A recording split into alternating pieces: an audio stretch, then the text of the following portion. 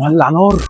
النهارده جربنا المكان اللي عامل قلبان في اسكندريه كلها. تاكل ايه من مايسترو برجر؟ طلبت اول حاجه الاوفرلود برجرز، وده كان عباره عن برجر اللحم المشوي عليه شيدر بايتس او جبنه امريكو، معاه الهالبينو ومعاه الاوفرلود صوص والبصل والطماطم المشويه، وده بقى كان شكله من جوه. يلا بينا ندوق. بسم الله.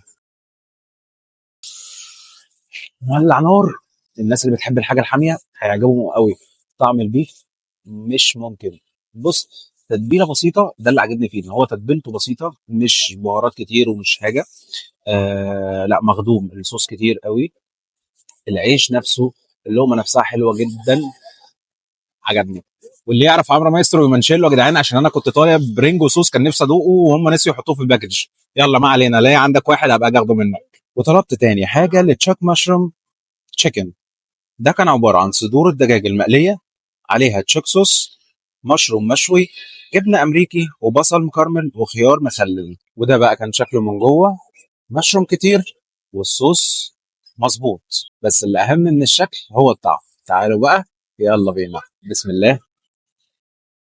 وده شكل الصوصات اللي متغرقه من جوه، والفراخ بصراحه تتبيلتها رهيبه، غير ان هي بيضه جدا من جوه. اما بقى الساندوتش ده اللي عامل قلبان في مايستر برجر كلها، وده لان هم مخترعين الصوص اللي محطوط عليه. اسم الساندوتش ده ميجا تروبيكال، وده عباره عن برجر اللحم المشوي عليه بيف بيكن مكرمل، موتزاريلا ستيكس، جبنه امريكي، تروبيكال صوص، خيار مخلل، من غير اي افتكاسات كتير. ده شكله البسيط، ولكن طعم الصوص حكايه. بسم الله الرحمن الرحيم. عليا النعمه على الصوص بصراحه رهيب. لا بجد، يستاهل الضجه اللي هو عملها. وطلبت كمان الكراستي فرايز، ودي بتبقى عباره عن بطاطس معاها جبنه شيدر والاولد صوص ودجاج ستريبس. بسم الله الرحمن الرحيم. الفراخ طعمها حلو، بس يمكن عشان هي بردت مني البطاطس مش احسن حاجه، والصوص بصراحه، بصوا تعالوا كده بصوا معايا.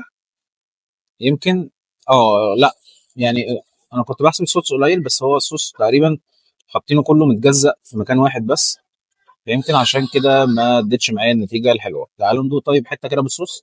بسم الله الرحمن الرحيم.